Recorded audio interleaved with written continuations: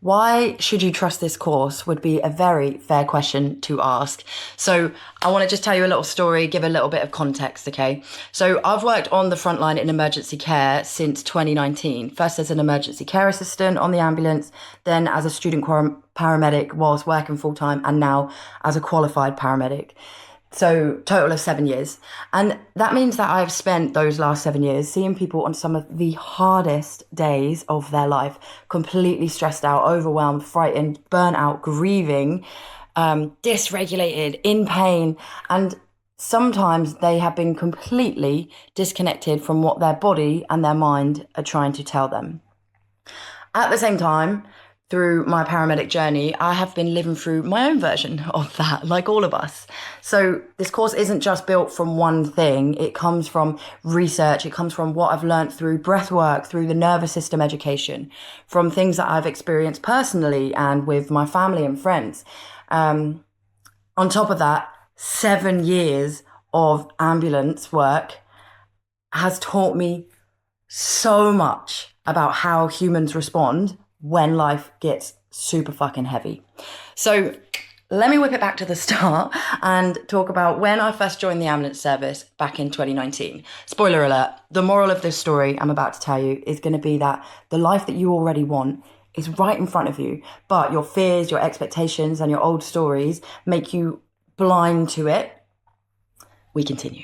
So I joined the ambulance service in 2019. I was 22 years old at the time, and I passed my interview with flying colours because I was fucking made for this job. Like, to blow your own trumpet, I was built to be a paramedic, okay?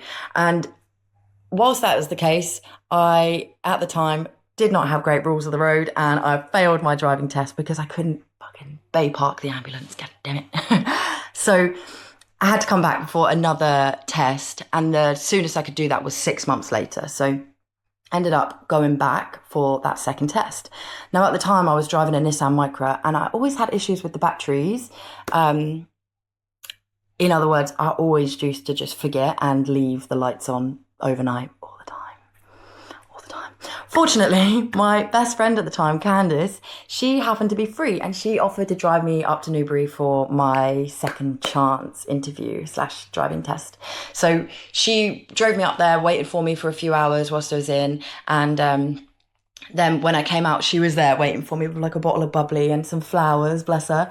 And I was just buzzing. She was always so sweet. I was super buzzed, like excited, like everything's going to plan now. It took a bit of a delay, but you know, I'm on track. I always wanted to be a paramedic. We're grooving. And at that time, I had always imagined that I would meet my paramedic husband there. Skip forward a few years, and Candice and I had the most wonderful relationship. We were truly best friends. We still are truly best friends, and we did everything together. We had the same morals, the same ideas of fun, and she told me way back when that she had feelings for me. And at the time I was like, girl, I'm not gay. And even if we were, we're best friends, so that's weird. Like, that would not work. Hell no. And my brain was completely closed off to it. Anyway, one day she sent me this random video about this woman who used to always chop the end of the lamb off before she put it in her oven, because that was how her grandma had always done it. Long story short, it turns out that the woman only did it because the gran had a tiny oven back in the day, so she couldn't fit the whole lamb in there, right? And the moral of that story was always ask the question, why is it that you do the things that you do? You know, make sure that you question your actions, because just because that's how something's always been done doesn't mean that that's how you have to do it going forward. And at the end of that video, it said, and you never know when a plot twist is about to happen. And I just remember I was stood in my garage, and I just had this kind of belly drop feeling, which we're going to get really familiar with on this course, by the way. And just hearing my inner knowing clear as day, this voice that was just like, you're going to end up with Candice. And I thought, surely not. Surely not. Anyway, 2 years later, I proposed to her. We're still very much in love. So basically, the reason of me telling you that is that understanding that the future rarely arrives in the way that we predict it. Thank goodness, because fuck having a paramedic husband. But that magic that you really want, that you desire, that you deserve is nearly always right in front of us. The universe is constantly giving us little drips and drabs of signs, and they can be really obvious when we're calm and we're regulated enough to see them. We stop fighting ourselves. So we're really very good at making up stories to deny our deepest knowings, okay, to go along with what is expected of us. And in that same breath, if we stop lying and kidding ourselves, we fucking know the answers are already living inside of us. We know what we want to do. We just need to figure out a way to access that, all right? Okay, so kind of back to the start, Candice and I were always party animals, and we just love to be anything but sober. So, of course, along with that lifestyle comes a lot of anxiety, a lot of mishaps, and long story short, Candice ended up living in Cambodia and I was still living in England, and we both just had our own demons to work through. This was back when we were friends, before we were together. So when she got back in 2021, we fell properly in love, and we decided we're going to be together forever. Like, that's how we're going to groove forward. And we moved through those next couple of years with so much love, but also a fuck ton of alcohol, stress, explosive arguments, and constant uncertainty. There was just this pressure from every direction of both of our lives, like a lot of us and all of us have at times. And a lot of anxiety, like 24/7 anxiety. Family situations were really heavy at the time. I was completing my paramedic degree, and I was just living with this 24/7 guilt, shame, anxiety, and some pretty intense caregiving responsibilities at home. Just this like relentless, crushing heaviness. I was always happy, but like out and about, but like I was always on edge. There was always this underlying feeling of like, something's going to go horribly wrong soon. So we were just living in these endless cycles of drunken arguments, morning anxiety. Like every single dog walk that I would go on, I was just ruminating about all the things that could go wrong, like when I stepped back through the door or different things out and about. And what I realise now is that level of resistance, that level of anxiety, fear, and this like horrible feeling, it was just always my body trying to show me that something had to change. And that these thoughts and these feelings, they weren't stop signs to say, right, I'm in the wrong place. I need to completely change what I'm doing with my life. They were just pointing me towards something that I needed to face, because the whole time I was kind of acting as though all the people around me needed fixing. But in reality, my perspective needed shifting. The trick of life is that we always try and fix everything outside of ourselves. But actually, when we start listening to ourselves, everything changes. I'd lived in that cycle of the same conversation, the avoidance of the same conversation again and again and again, constantly asking everyone around me to be better, try harder, to become the people that I needed them to be so that I could feel okay. They were never the issue. I had to shift. People owe you nothing, okay? You create your life.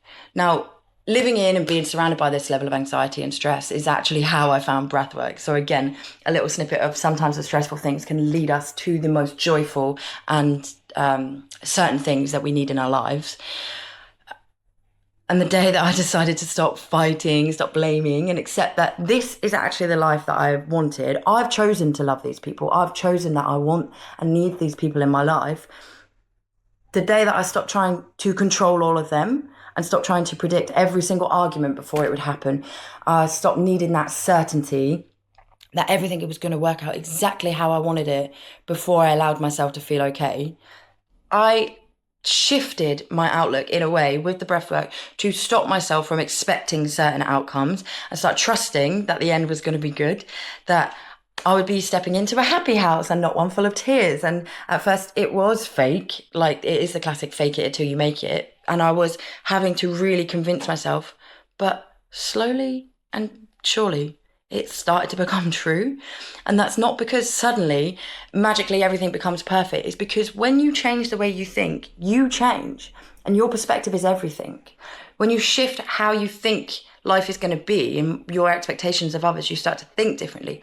Therefore, you speak differently. You love differently. You notice different opportunities. And therefore, and this is the most important bit, you act differently. You have the power to change so much because you become the thing that changes.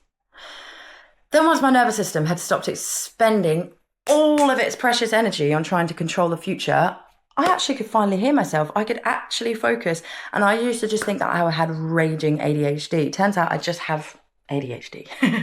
And now I can get my shit done. I don't have these crazy spikes of emotion. I just ride the nice gentle wave that we're meant to have in life. Anyway, to round this off, 5 years on, we are completely sober. Now we dabble in alcohol from time to time, which is nice. That was always the goal. We didn't want to have to be teetotal. And Candice has her dream job. She's a chef. She's a bar and a restaurant owner. I'm 2 years deep as a qualified paramedic. We get to live out in Cambodia. We have our own house out there. I have amazing relationships. I have just so much love and joy around me. And I can actually enjoy it. I'm not trying to escape all the time. I'm not trying to get to the next thing or move on to the next fucking goal. I can actually step by step move through my life and be in the moment. It is a stunning place to be, and I can't fucking wait for you to get there as well, because I promise when you follow what we have set in Paradox, you will see massive change in your life, because you'll see change in yourself, and you are the universe. You're everything. And I just want to make clear, I'm not asking you to blindly trust everything that I say during this course. I want you to test it. Use the tools, observe your own patterns, collect your own evidence, decide what it is within this that actually helps you. Because we're all different. We all have our own path. There can be no one size fits all. This is why this course is adaptable. The breathworks that are set up, the tools that are set up, they are for you to deep dive on your personal needs. And it's going to be a great time.